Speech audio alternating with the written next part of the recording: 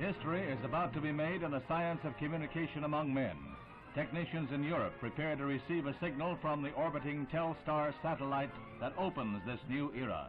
This is the first formal exchange of an official transmission, a beaming of the presidential press conference to the continent, where most of Europe can witness democracy at work.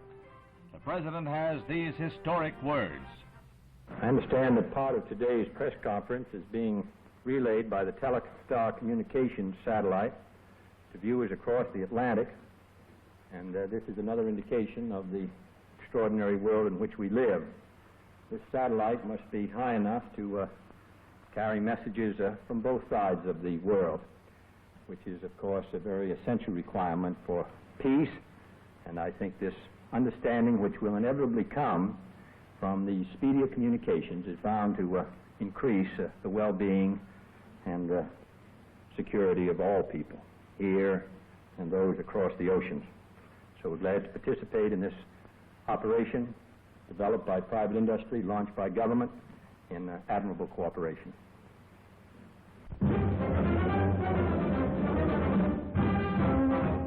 It's a family outing in Lewis Bay Hyannisport for the Kennedys. The president, accompanied by his convalescing father, his brothers, and a full complement of children, relaxes from the cares of Washington with a day on the water. Mrs. Kennedy swims with Astronaut John Glenn, a weekend guest, before they team up to put on an aqua show of their own.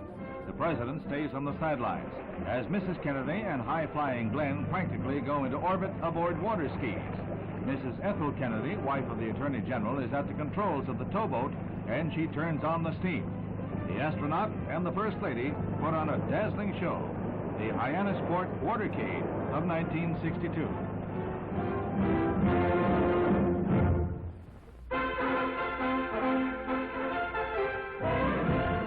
The gallery at the Aronimink Golf Club near Philadelphia sees the P.G.A. Jinx work against Arnold Palmer, fresh from his British Open win. He has never won the P.G.A., and today rivals like Bob Goalby run far ahead. Goalby is hot on the fourth and final round, and the crowd sees him duel down to the final hole with Gary Player, the South African whiz kid. In this 44th professional golfers' scramble, the crowd is treated to a brand of super golf, along with some heartbreakers. When George Bayer misses a two-footer on the 18th, he has to settle with a tie for third place.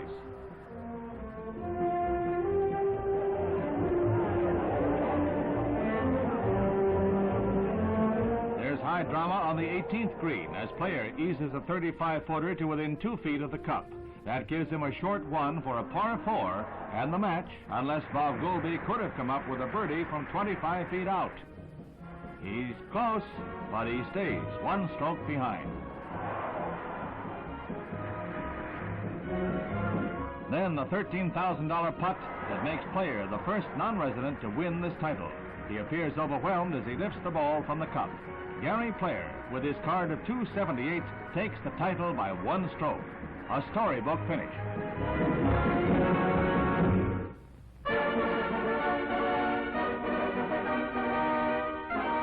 The greatest field and track spectacle in the U.S. since the 1932 Olympics, as Russian and American track aces clash.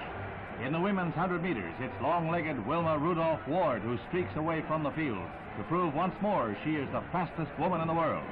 2 from each nation compete in every event, and it's a Russian who runs second.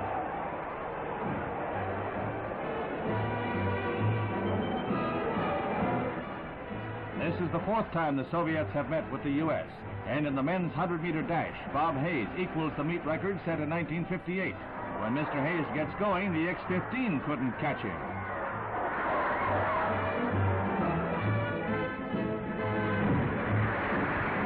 Ralph Boston runs up a record all his own as he beats the Russians for the 4th time with a leap of 26.9. As the U.S. rolls up a handy point lead, Hal Connolly contributes his bit as he sets a world mark in the hammer throw with 231 feet 10 inches. A mighty heave is that. The second day of the 2-day meet sees attendance go over 150,000, and a program of thrills begins with the women's hurdles. The Russians prove too good for the U.S. duo as they run 1-2. Irina Press and Ilya Kuklova spark a Russian victory in the women's field event. But for the first time in 4 years, their margin of victory is narrow.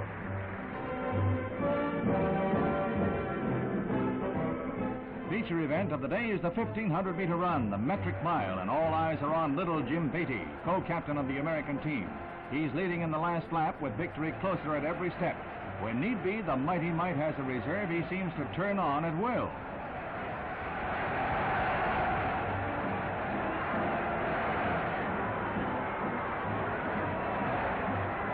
Beatty is across to set a new American record as well as a new meet mark.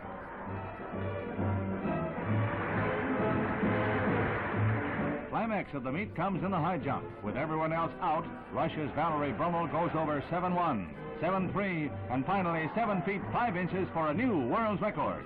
The high-flying Russian takes a new record home, but the U.S. takes the meet on points.